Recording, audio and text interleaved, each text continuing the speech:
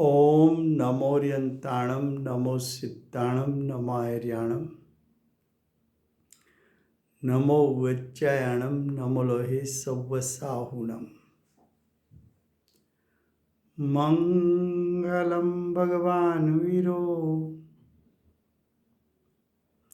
मंगलम गौतमो गणी मंगलम कुंद कुंदार्यो जैन धर्मोस्तु मंगलम। ओंकार बिंदु संयुक्तम नित्यम जायन्ति योगिना कामदम मोक्षदम चैव ओंकाराय नमो नमः। अहोपकार जिनवरनो कुंदनो ध्वनि दिव्यनो जीन कुंद ध्वनि आप्या अहो आ गुरु काननो तुझ ज्ञान ध्यान नो रंग अमया दर्श रहो ओ शिव पद तक तुझ संग माता हाथ इस समयसार नाम का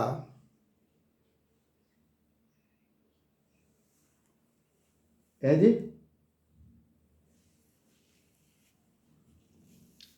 ओके हाँ एक मिनट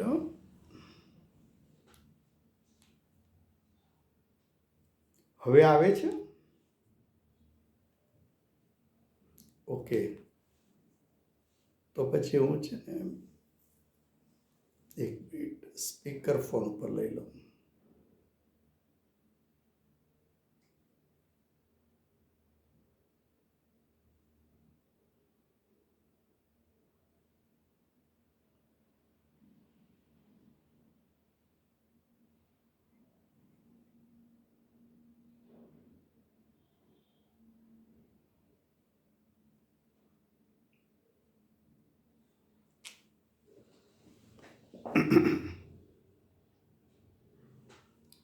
હવે અવાજ આવે છે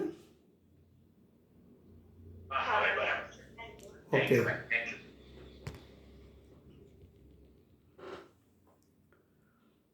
આ સમયસાર નામનું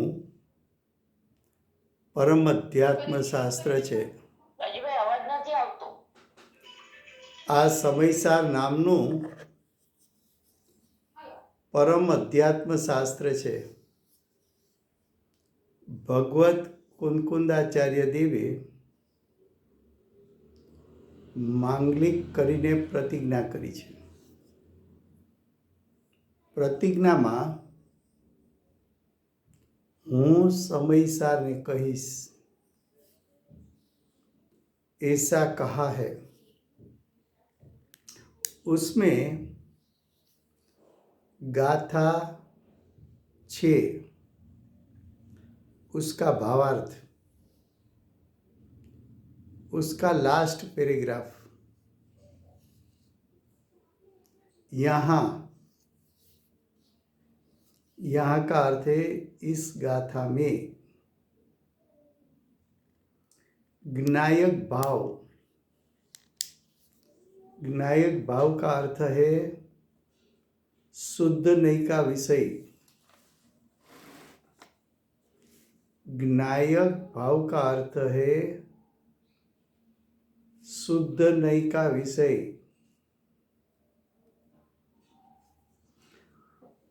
प्रमत अप्रमत नहीं है ऐसा कहा है। जो शुद्ध नहीं का विषय है ज्ञायक वो तो अपरिणामी है।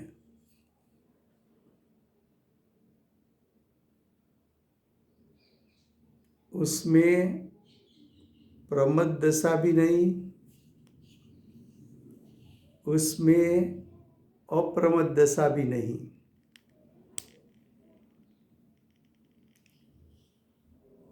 वहाँ प्रमद अप्रमद अर्थांत, प्रमद किसको कहे, अप्रमद किसको कहे, तो उसका उत्तर गुणस्थान की परिपाटी में गुणस्थान 14 है।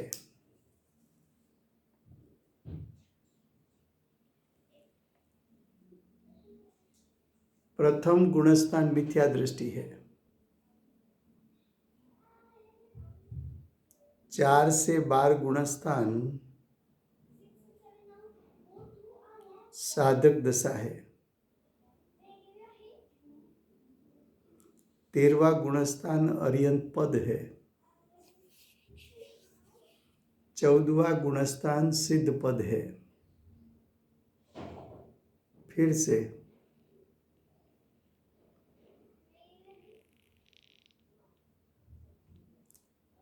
અહીં જ્ઞાયક ભાવ, જ્ઞાયક ભાવ કોને કયો, તો કે શુદ્ધ નહીંનો વિષય,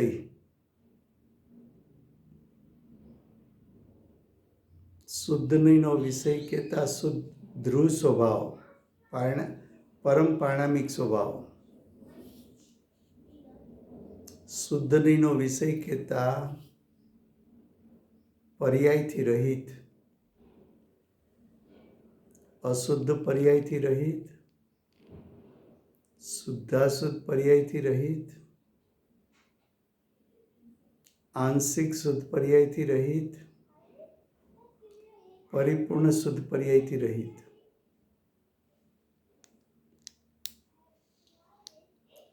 ज्ञायक भाव प्रमद पर्याय से रहित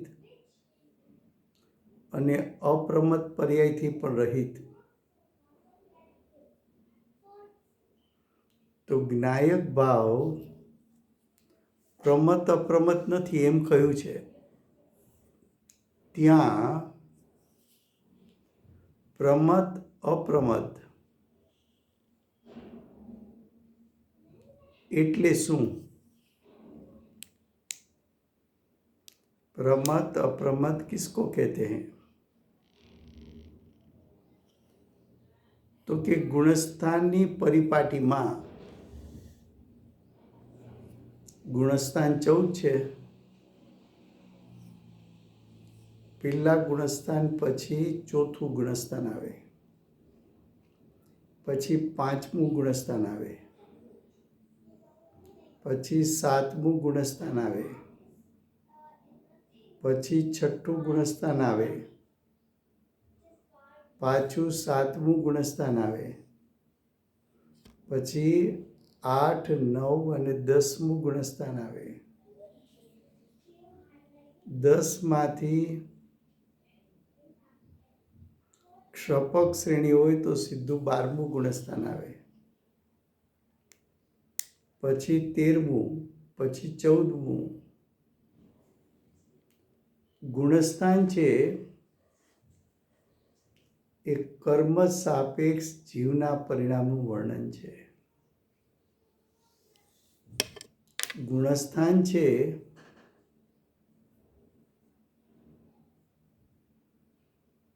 તે કર્મ સાપેક્ષ જીવના પરિણામનું વર્ણન છે।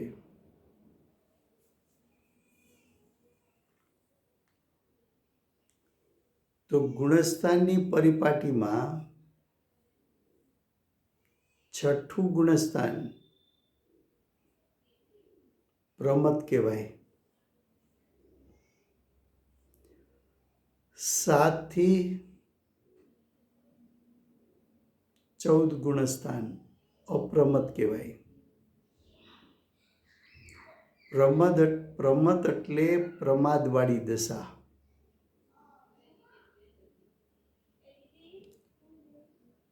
આશ્રવના કારણો 5 છે: મિથ્યાત્વ, અવિરતિ, પ્રમાદ, કસાય અને યોગ.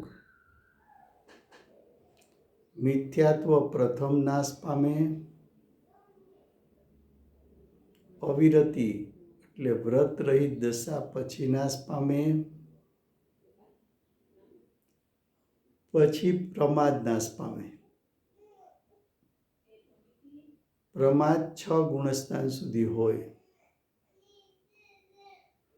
7મા ગુણસ્થાનમાં પ્રમાદ ચાલ્યો જાય. 7 થી પૂર્ણતા પ્રાપ્ત થાય ત્યાં સુધી પ્રમાદ નથી.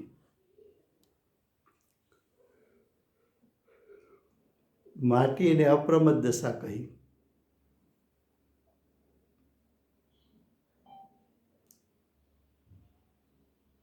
फिर से हिंदी में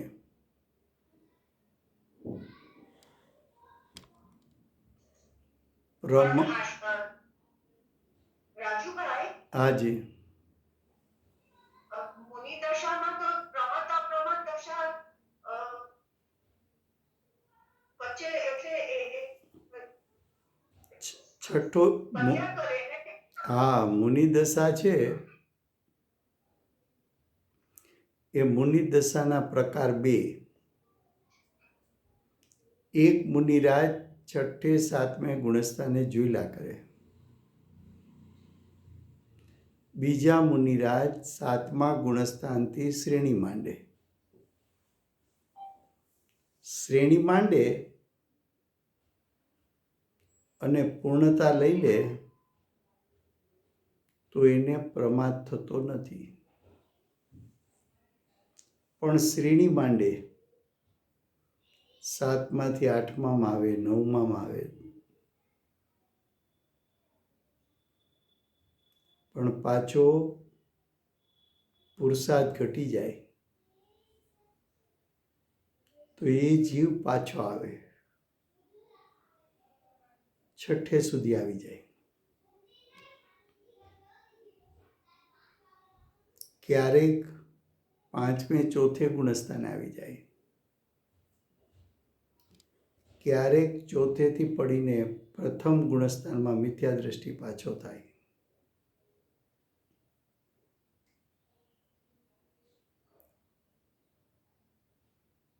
જે મુનિ શ્રેણી આરોહણ કરે છે એ શ્રેણી આરોહણ 2 પ્રકારની હોય છે.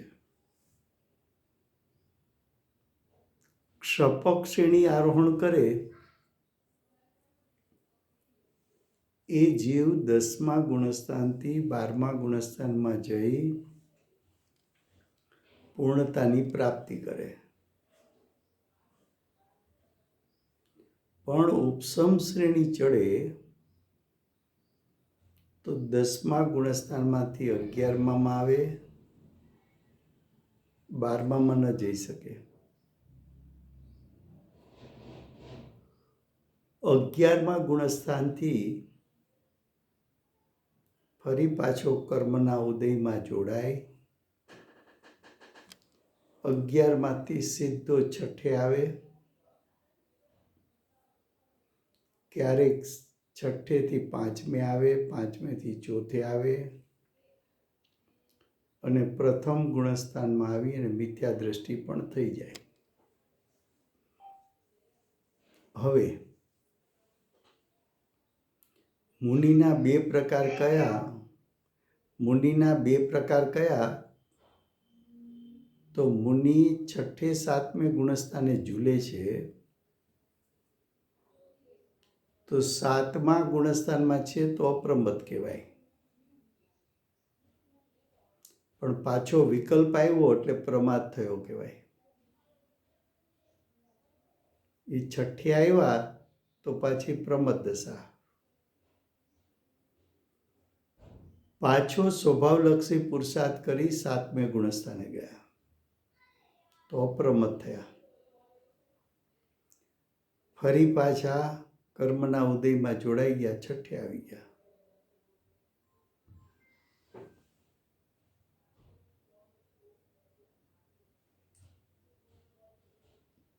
હવે શ્રેણી આરોહણ કરનાર મુનિરાજ, શ્રેણી આરોહણ કરનાર મુનિરાજ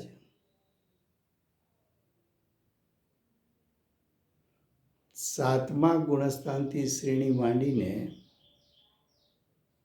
10મે આવે. ક્ષપક શ્રેણી છે તો 12મે આવે, 13મે આવે, પૂર્ણતાની પ્રાપ્તિ કરે 14મે આવે. તો 7 થી 14 ગુણસ્થાન એ જીવ અપ્રમદ દશામાં છે.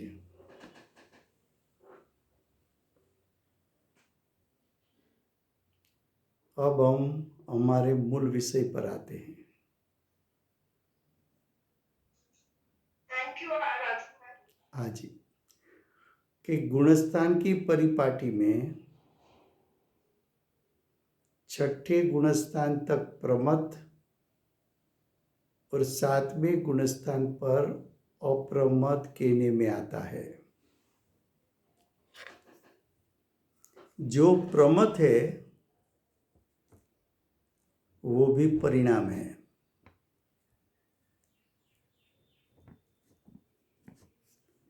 और जो अप्रमथ है वो भी परिणाम है.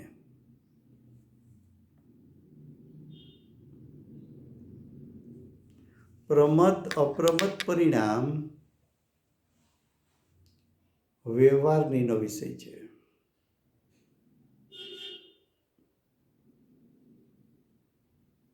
પ્રમથ અપ્રમથ પરિણામ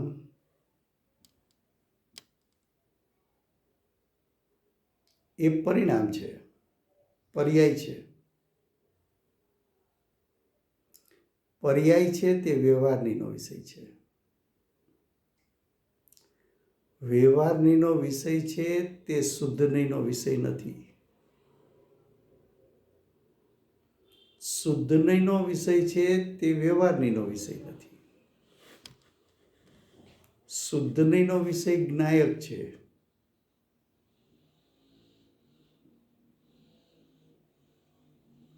જેમ સોનીએ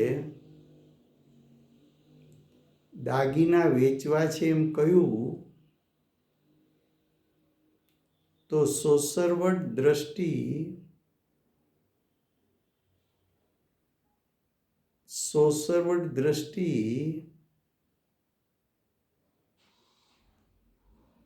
સોનાના હારમાં કેટલું શુદ્ધ સોનું છે ત્યાં ચાલી ગઈ. હાર કેવો છે જોવા માટે રોકાણો નહીં. એમ જ્ઞાની હું જ્ઞાયક છું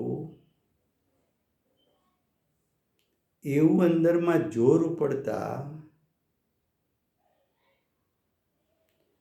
પ્રમથ અપ્રમથ દશાને ગૌણ કરીને સોસરવટ જ્ઞાયક સ્વભાવ સુધી પહોંચી ગયા. એ જ્ઞાયક સ્વભાવ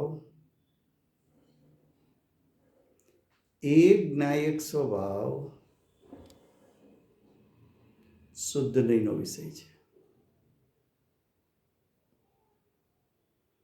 એ જ્ઞાયક સ્વભાવ આશ્રયભૂત તત્વ છે.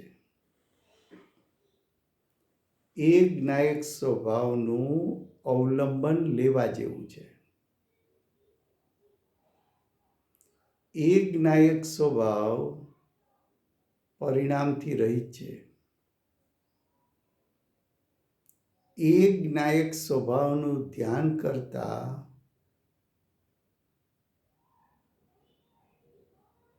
જીવને પરિણામમાં શુદ્ધતા પ્રગટે છે. પ્રમાદ નાશ પામે છે, પણ પ્રમાદ વિદ્યમાન છે કે અવિદ્યમાન છે ત્યાં પણ જ્ઞાનીની દ્રષ્ટિ નથી. જ્ઞાનીની દ્રષ્ટિ હું જ્ઞાયક છું ત્યાં છે.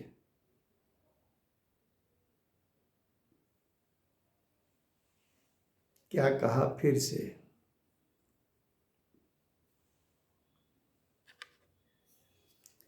एक से 6 गुणस्थान प्रमद दशा, 7 से 14 गुणस्थान अप्रमद दशा. प्रमद भी दशा है, परिणाम है. अप्रमद भी दशा है, परिणाम है. परिणाम भेद है. भेद व्यवहार नहीं का विषय है. व्यवहार नहीं का विषय गौण करने जैसा है.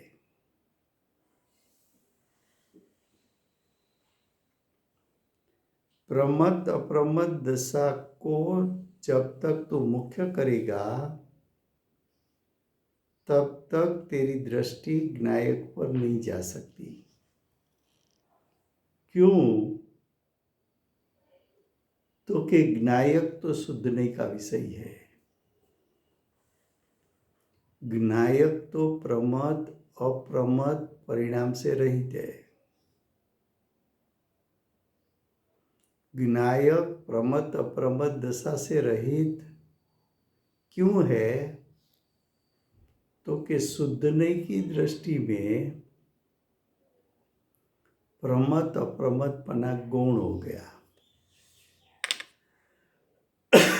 ज्ञायक स्वभाव मुख्य हो गया.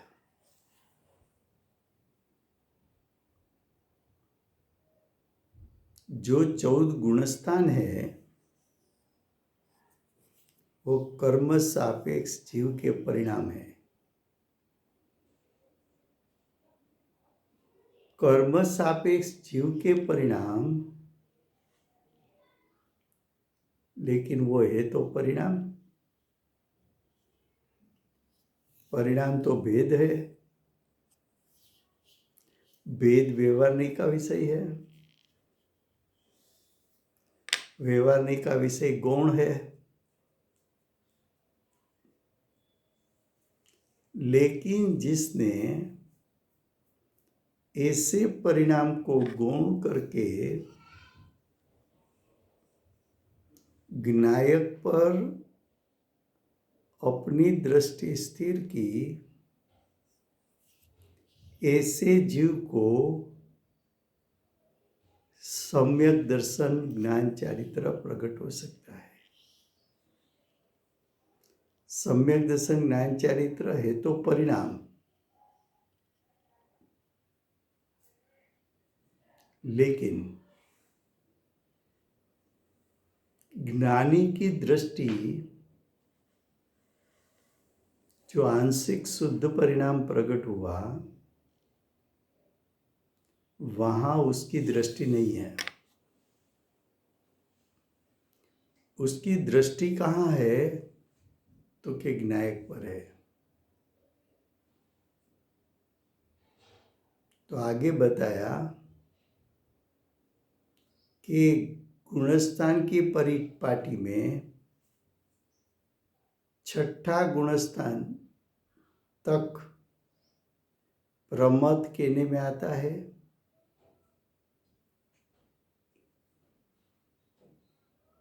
7 में से शुरू करके अप्रमद कहने में आता है. लेकिन ये सर्व गुणस्थान का अर्थ है 1 से 14 गुणस्थान.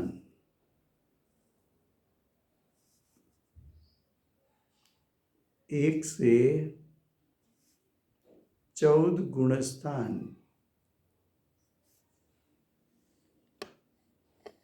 अशुद्ध नई की कथनी में है. अशुद्ध नहीं, अशुद्ध यहाँ क्यों कहा? तो कि भेद किया तो विकल्प उत्पन्न होगा। भेद किया तो विकल्प उत्पन्न होगा। विकल्प सुभराग है, सुभराग अशुद्धता है, तो अशुद्ध पर्याय जिस नई का विषय है उसको अशुद्ध नहीं कहा। अशुद्ध नई का दूसरा नाम है व्यवहार नहीं। व्यवहार नहीं का अर्थ है भेद पर दृष्टि करना। भेद का अर्थ है गुण भेद और पर्याय भेद। यहाँ पर्याय भेद का विषय है। तो अप्रमद दशा अप्रमद दशा पर्याय होने के कारण व्यवहार नहीं का विषय है। व्यवहार नहीं भेद दिखलाता है। भेद का अवलंबन लेने से राग उत्पन्न होता है। राग जीव की अशुद्ध पर्याय है। अशुद्ध पर्याय को विषय बनाने में आते हैं तो उसको अशुद्ध नहीं कहने में आता है।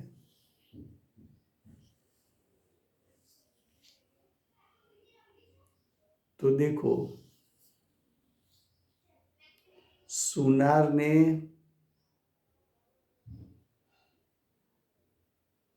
बिगड़ा हुआ घाट या तो घाट अच्छा है, दो में से कहीं स्थान पर दृष्टि नहीं दी। उसने दृष्टि दी कि ये हार उसकी डिजाइन अच्छी हो या बुरी हो, दोनों को गौण करके उसमें जितना शुद्ध सोना है वहां दृष्टि लगा दी। उसी प्रकार ज्ञानी ने प्रमत अप्रमत दशा है, परिणाम है, भेद है, भेद पर दृष्टि करने से राग उत्पन्न होता है, वो ज्ञानी को मालूम है। ज्ञानी ने भेद को गौण करके, नायक स्वभाव को ग्रहण करके वर्तमान पर्याय में शुद्धता प्रकट कर ली। फिर भी ज्ञानी की दृष्टि न तो अशुद्ध पर्याय पर है न तो शुद्ध पर्याय पर है। ज्ञानी की दृष्टि तो ज्ञायक पर है। उस समय ज्ञायक पर दृष्टि है, उस समय ज्ञानी ने मेरे परिणाम में शुद्धता प्रकट हुई है, वहाँ भी दृष्टि उठाकर ज्ञानी शुद्ध पर्याय को विषय बनाते नहीं है।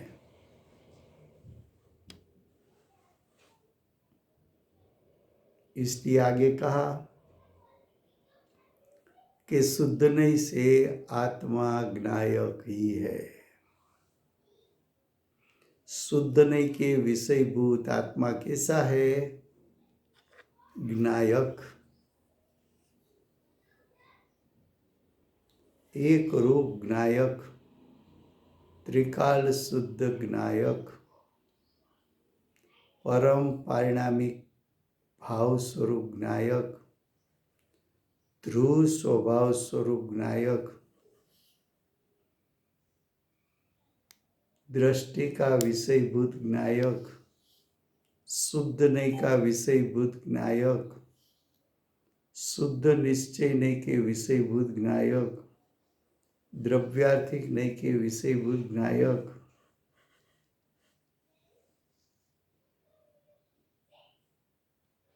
तो आचार्य भगवान ने छठी गाथा में प्रमत अप्रमत पर्याय को गौण कराया, ज्ञायक स्वभाव को मुख्य कराया। इस छठी गाथा का आगे जब विस्तार करेंगे तो प्रमत अप्रमत दशा का अर्थ है जीव के पुण्य पाप रूप भाव, आश्रव भाव, संवर भाव, निजरा भाव, बंध भाव के मोक्ष भाव। कर्ता कर्म प्रवृत्ति हो, पुण्य रूप परिणाम हो,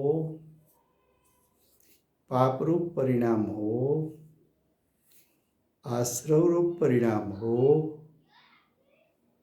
संवर निजरा रूप परिणाम हो, बंध रूप परिणाम हो, के मोक्ष रूप परिणाम हो, सभी परिणाम व्यवहार नहीं का विषय है।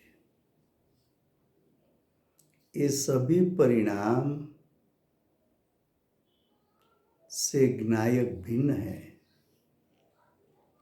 तो तू जब कर्ता कर्म अधिकार पड़ेगा और तेरी मान्यता में ऐसा है कि मेरा आत्मा करता है और परद्रव्य के परिणाम का मैं करता हूँ, ये तेरा मिथ्या अभिप्राय, ये तेरा मिथ्यात्व, ये तेरा दर्शन मोह उससे रहित ज्ञायक है। तो कर्ता कर्म अधिकार में तुझे पर्यायों को गौण करके ज्ञायक को मुख्य करना है। उसी प्रकार आश्रव परिणाम को गौण करके ज्ञायक को मुख्य करना है। संवर निजरा का परिणाम आंशिक शुद्ध है, लेकिन है पर्याय। उस पर्याय को गौण करके ज्ञायक का आश्रय करना है। बंध परिणाम तो अशुद्ध परिणाम है, उसको गौण करके ज्ञायक को मुख्य करना है। मोक्ष रूप परिणाम परिपूर्ण शुद्ध परिणाम, लेकिन है परिणाम। मोक्ष के पर्याय भी है परिणाम, उसका ध्यान नहीं हो सकता, उसका ध्यान नहीं हो सकता, तो उसको भी गौण करना है, ज्ञायक स्वभाव को मुख्य करना है।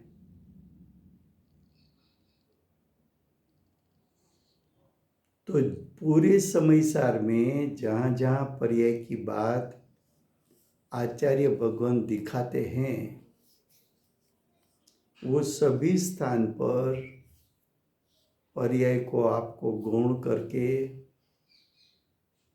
ज्ञायक स्वभाव कैसे मुख्य हो, शुद्ध नहीं के विषयभूत ज्ञायक, उसकी महिमा करनी है। उसकी महिमा होगी तो तेरे परिणाम में सादी अनंत काल शुद्धता प्रगटेगी। तो ये हुई छठी गाथा। अब 7वीं गाथा। રાજુભાઈ हाँ जी। ગઈકાલે તમે અશુદ્ધ નયનું કહેતા હતા એ બહુ નતું સમજાણું તો એના પર કહેશો પાછું પ્લીઝ. હા, અશુદ્ધ નહીં એટલે જો જ્ઞાયક સ્વભાવ તો શુદ્ધ છે, જ્ઞાયક સ્વભાવમાં તો અશુદ્ધતા નથી, તો અશુદ્ધતા ક્યાં ઉત્પન્ન થાય તો કે પર્યાયમાં. તો અશુદ્ધ પર્યાયને જે જ્ઞાન વિષય બનાવે એ જ્ઞાનને અશુદ્ધ નહીં કહેવાય. જેમ કે ભલે જ્ઞાની હોય, ચતુર્થ ગુણસ્થાન વર્તી માનો કે જ્ઞાની છે, તો એને અંશે શુદ્ધતા પરિણામમાં પ્રગટી છે, અંશે અશુદ્ધતા છે. અંશે શુદ્ધતા પ્રગટી એ પણ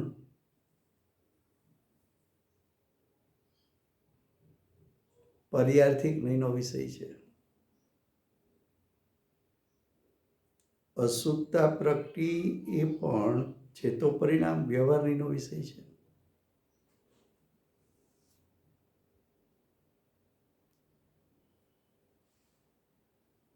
અશુદ્ધતા પ્રગટી અશુદ્ધ નહીંનો વિષય, વ્યવહાર નહીંનો વિષય. આંશિક શુદ્ધ પર્યાય પ્રગટ થઈ તો પણ વ્યવહાર નહીંનો વિષય, તો પણ વ્યવહાર નહીંનો વિષય. કેમ કે આંશિક શુદ્ધતા પણ છે તો પર્યાય.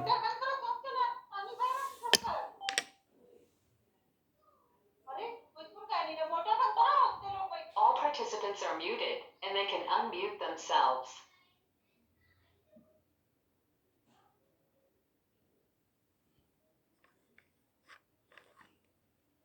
फिर से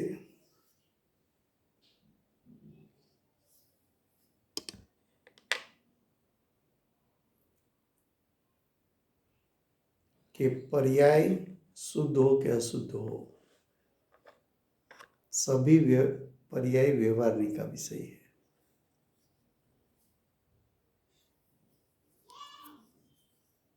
क्यों कि शुद्ध अशुद्ध पर्याय दो में से किसी का आप आश्रय नहीं कर सकते, उसका ध्यान नहीं कर सकते.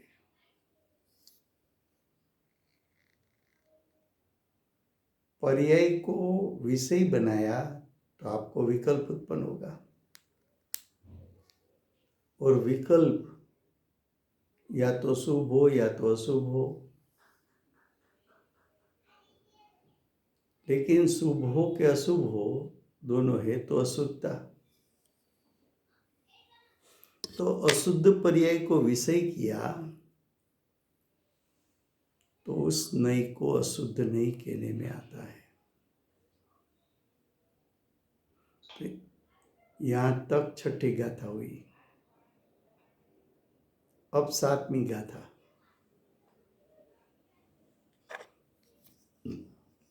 जब हमने समयसार की भूमिका बताई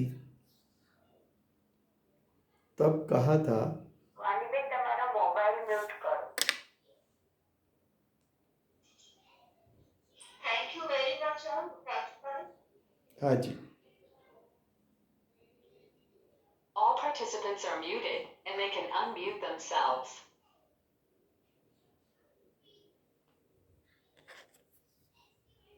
फिर से जब हमने समयसार की भूमिका बताई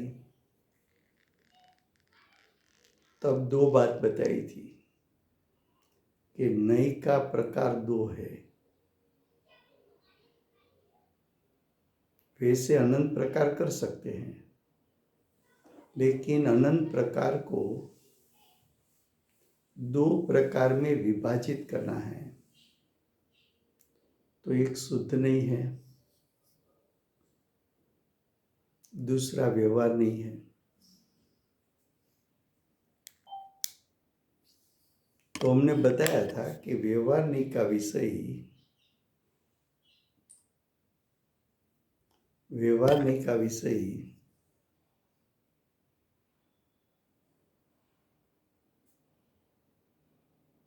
भेद है, और भेद भी कौन सा बताना है कि जो भेद अभेद तक ले जाए, जो भेद अभेद तक ले जाए। तो भेद का दो प्रकार, गुण भेद और पर्याय भेद।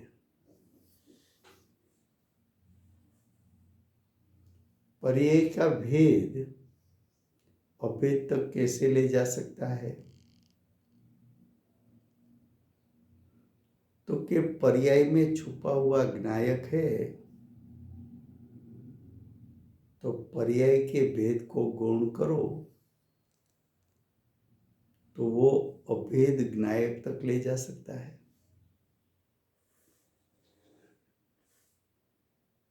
उसका संक्षिप्त विस्तार करने के लिए दूसरी गाथा में पर्याय का सिर्फ दो भेद बताया। एक भेद बताया स्वसमय, दूसरा पर समय।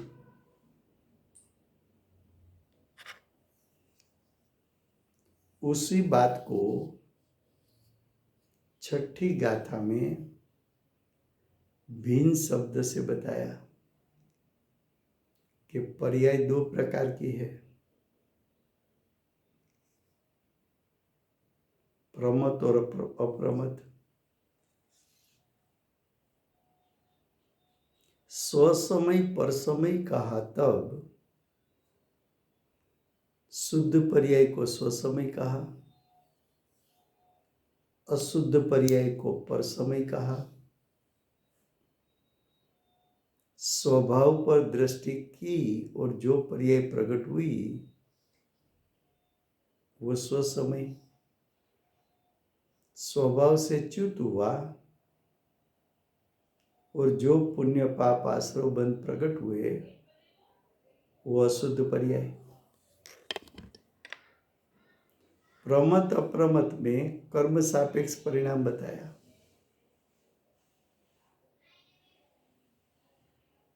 लेकिन बताया परिणाम स्वसमय पर समय, उसका निरूपण कर्म सापेक्ष बताया। लेकिन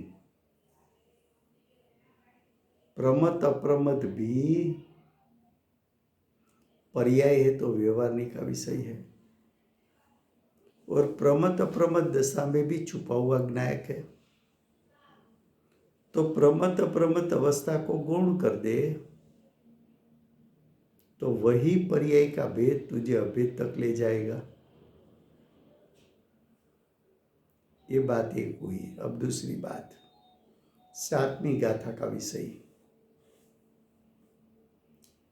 कि आत्मा में गुण भेद तो अनंत प्रकार के हैं, क्योंकि अनंत अनंत गुण का स्वभाव भिन्न भिन्न है। अनंत गुण को तीन भेद में विभाजित करना है तो सामान्य गुण, विशेष गुण और असाधारण गुण।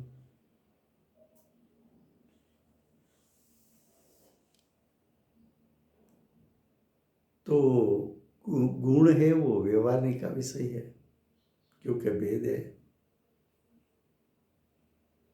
गुण भेद भी ज्ञायक स्वभाव तक ले जा सकता है। कैसे?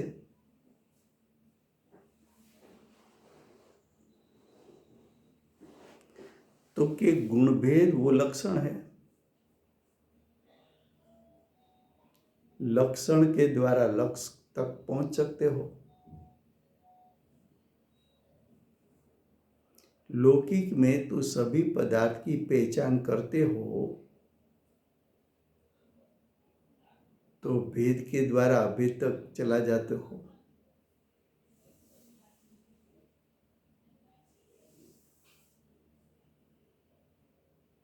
दृष्टांत दिया था कि अंध आदमी ने गुड़ खाया, अंध आदमी ने शक्कर खाई, अंध आदमी ने सेक्रिन खाया।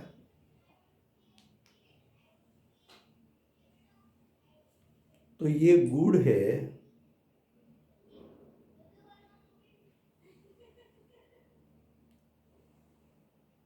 उसका निर्णय अंध आदमी ने कैसे किया? अंध आदमी को चीज तो दिखने में आती नहीं,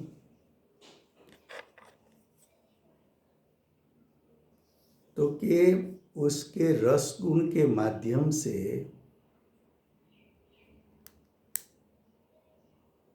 ये गुड़ है, शक्कर है कि सेक्रिन है,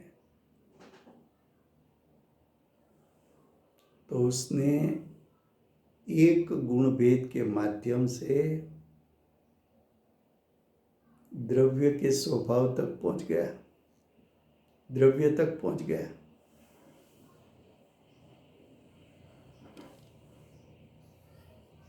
उसी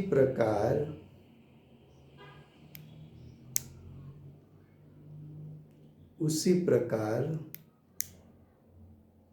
गाथा 7 में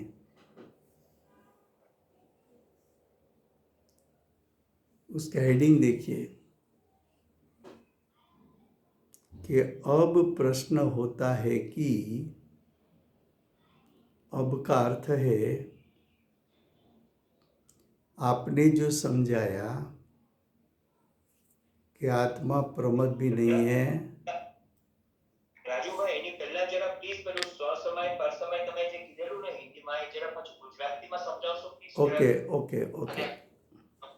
થેન્ક યુ ભાઈ, થેન્ક યુ.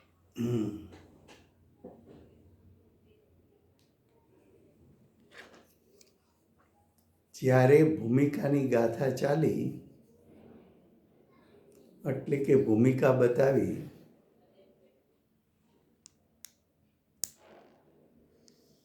ત્યારે મેં એમ કહ્યું હતું કે આ શાસ્ત્રમાં કુંકુંદાચાર્ય દેવ બે નયનો પ્રયોગ કરે છે, એક શુદ્ધ નહીં, બીજી વ્યવહાર નહીં।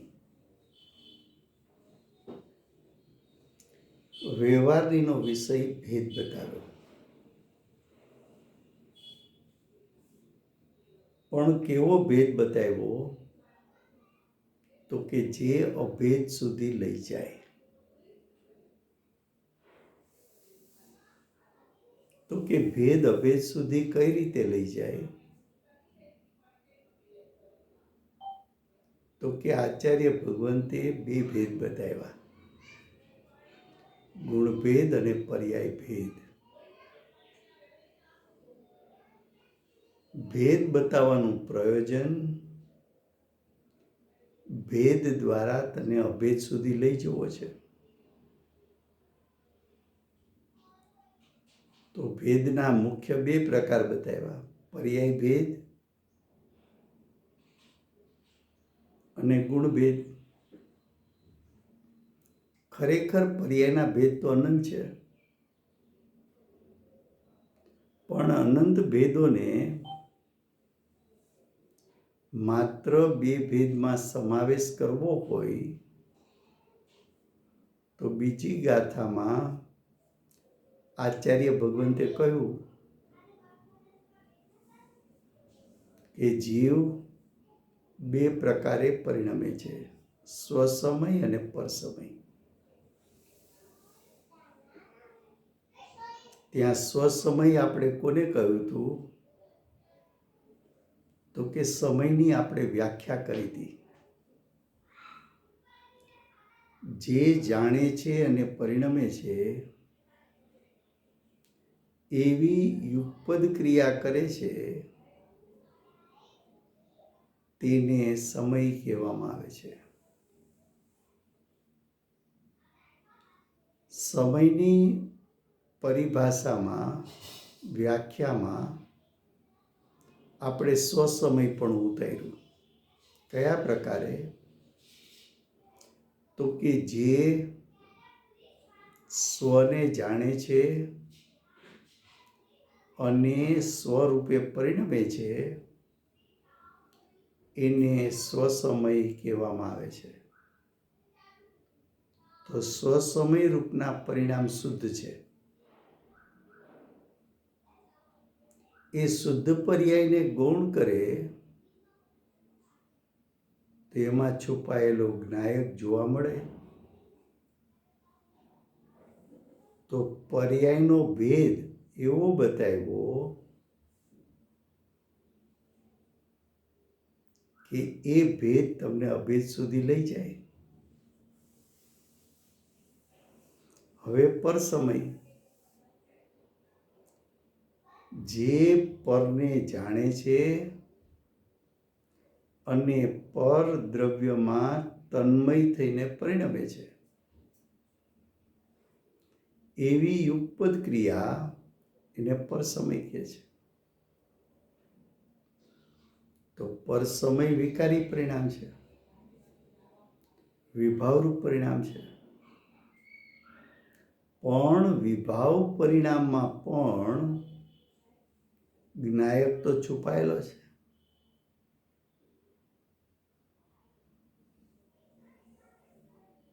પાણી માટીના સંગમાં આવીને મલિન થાય, ક્ષારના સંગમાં આવીને ક્ષારયુક્ત થાય ને અગ્નિના સંગમાં આવીને ઉષ્ણ થાય. એવો ત્રણેયનો સંયોગ એક સાથે કર્યો. એવું પાણી તમે જોવા જાઓ તો પાણીનો અસલ સ્વભાવ તિરોભૂત થઈ ગયો. તો કે તિરોભૂત થયો છે, તિરોભૂત થયો છે, નાશ નથી પામ્યો.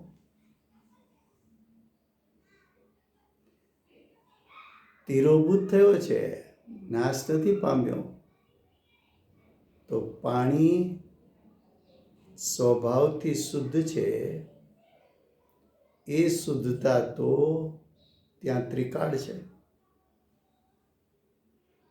પાણીની અશુદ્ધતાને તું ગૌણ કર તો પાણીનું શુદ્ધપણું ત્યાં તારું લક્ષ જાય. પાણીનું સ્વભાવથી શુદ્ધપણું ત્યાં લક્ષ જાય. હવે સ્વસમયપણું કોને કહ્યું? કે જે જીવનો ઉપયોગ ઉત્પન્ન થતાની સાથે પર્યાયોને ગૌણ કરી જ્ઞાયક સ્વભાવની સન્મુખ થાય અને એના પરિણામમાં જે શુદ્ધતા પ્રગટે તે સ્વસમય છે. અને જેનો ઉપયોગ ઉત્પન્ન થતાની સાથે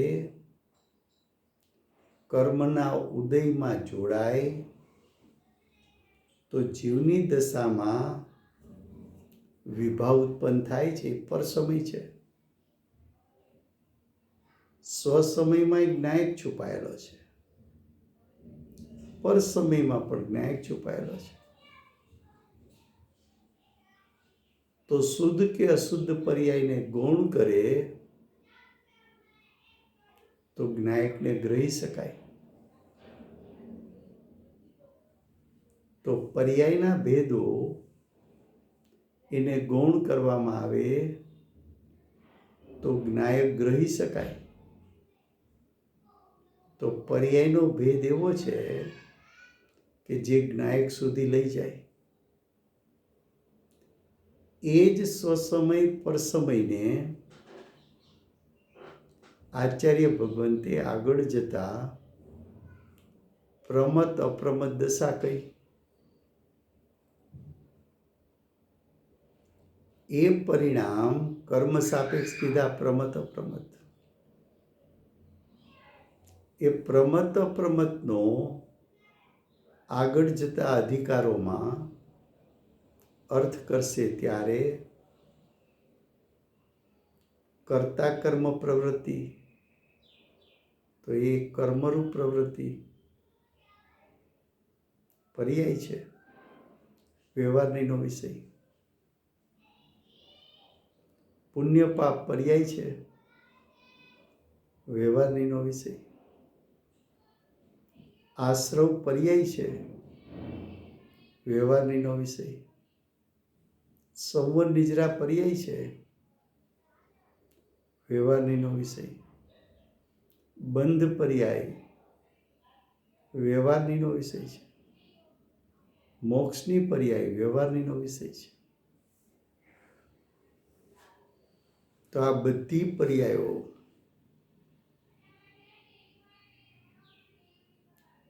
એમાં છુપાયેલો જ્ઞાયક છે.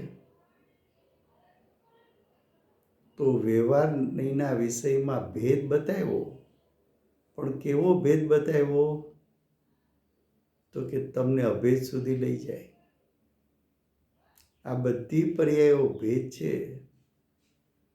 એ અભેદ સુધી કઈ રીતે લઈ જાય? તો કે આ બધી પર્યાયોમાંથી જે પર્યાય વિદ્યમાન છે એને ગૌણ કર, તો એમાં છુપાયેલા જ્ઞાયક સુધી તું પહોંચી શક.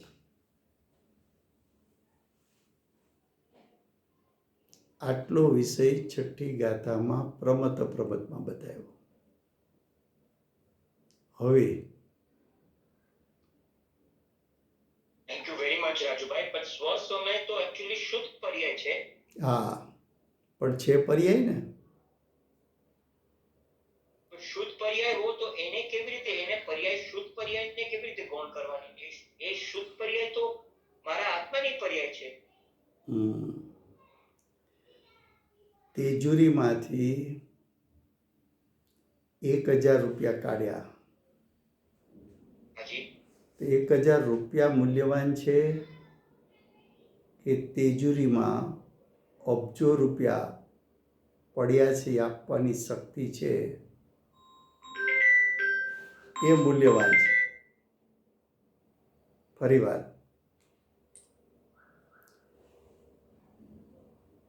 તેજુરીમાંથી 1000 રૂપિયા કાઢ્યા, હાજી. એ મૂલ્યવાન છે કે તેજુરી અબજો રૂપિયાથી ભરી પડી છે? તો તેજુરી તિજોરી ભરપૂર છે. એટલે એ મૂલ્યવાન છે. બેમાંથી કોનું મૂલ્ય વધારે? તિજોરીમાં જે પૈસા પડ્યા તે. બરાબર. એમ દ્રવ્યમાંથી એક સમયની એક શુદ્ધ પર્યાય નીકળી, હાજી. એ મૂલ્યવાન છે કે દ્રવ્ય સ્વભાવ આવી મોક્ષની પર્યાય સાદી અનંત કાળમાં અનંત આપી શકે તેમ છે, એ દ્રવ્ય સ્વભાવ મૂલ્યવાન છે. દ્રવ્ય સ્વભાવ. બીજું, ખૂબ સરસ રાજુભાઈ, બહુ સરસ. હા થેન્ક યુ ભાઈ. હા, થેન્ક યુ. હવે થેન્ક યુ વેરી મચ. એક સમયની પર્યાય છે, ક્ષણિક છે. હાજી. દ્રવ્ય સ્વભાવ ત્રિકાળ છે. તો ક્ષણિક છે એની મૂલ્ય વધારે છે કે ત્રિકાળ સ્વભાવની? ત્રિકાળ સ્વભાવ. પર્યાય છે તે ભેદ છે. દ્રવ્ય સ્વભાવ અભેદ છે, તો ભેદનું મૂલ્ય વધારે કે અભેદનું? અભેદનું. માટે સંવર નિજરા મોક્ષની પર્યાય પણ ગૌણ કરાવી, કારણ કે દ્રવ્ય સ્વભાવનું મૂલ્ય વધારે છે. Thank you. Thank you. સમય થયો છે. કોણ જય બોલાવે છે? હા, thank you. Thank you Rajubhai. હાજી. આજે ગુરુદેવશ્રીએ સમયસારમાં એવું કીધું કે સમયસાર એટલું ગંભીર છે કે એની ટીકા કરનાર 1000 વર્ષ પછી અમૃતચંદ્ર પામ્યા. સાચી વાત છે. સાચી વાત છે, સાચી વાત છે. Absolutely right. હમ નહીં, 1000 વર્ષ પછી હમણાં જ છે પણ તમે તો આટલા વર્ષો પછી આ સમયસારને ખોરનાર પાકી એટલે તાળીઓનો ગડગડાટ થઈ ગયો પ્રવચનમાં. હા હા, ગુરુદેવની તો વાત જ ક્યાં, અલૌકિક છે, અદ્ભુત છે, આશ્ચર્યકારી છે. हाँ. मैं लाख बार पढ़ूं तो भी समझदार पूरा नहीं हो सकता. સાચી વાત છે, આ આવ્યું છે બે ચાર વાર ઘણી વાર આવ્યું છે. સાચી વાત છે, છે. સાચી વાત છે. અને ગુરુદેવે કીધું કે એવું નથી કે કુંકુન આચાર્ય ભગવાન પછી જેટલા બી પરંપરામાં જે આચાર્યો થઈ ગયા એમણે પણ બધા જ શાસ્ત્રોમાં આધાર તો કુંકુન આચાર્ય પણ એની ટીકા કરનાર એની ભાવ સુધી પહોંચનાર એક અમૃતચંદ્ર આચાર્ય જ થયા એવા. હાજી, એટલે તેમને ચાલતા સિદ્ધ કીધા ને, હાલતા ચાલતા સિદ્ધ. હાલતા ચાલતા સિદ્ધ. હમ લો, કોણ જય બોલાવે છે?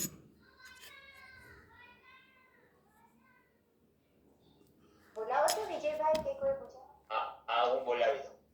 આમ ભક્તોના તારા શ્રી કાહન ગુરુદેવનો જય હો. જય હો. શ્રી ભગવતી આતનો માતનો જય હો. જય હો. 1008 વાનો જય જયકાર, જય જયકાર. જય જયકાર. માતાજીનું જ્ઞાન બોલે છે. જયકાર, જય જયકાર. ધામનો જય હો, જય હો. જય હો. જીવવાની માત. જય હો, જય હો. જય હો. સનાતન દિગંબર જૈન ધર્મનો જય હો, જય હો. જય હો, બાહુબલી પૂરી તીર્થધામ. જય હો, દેવનો જય હો. જય હો. જય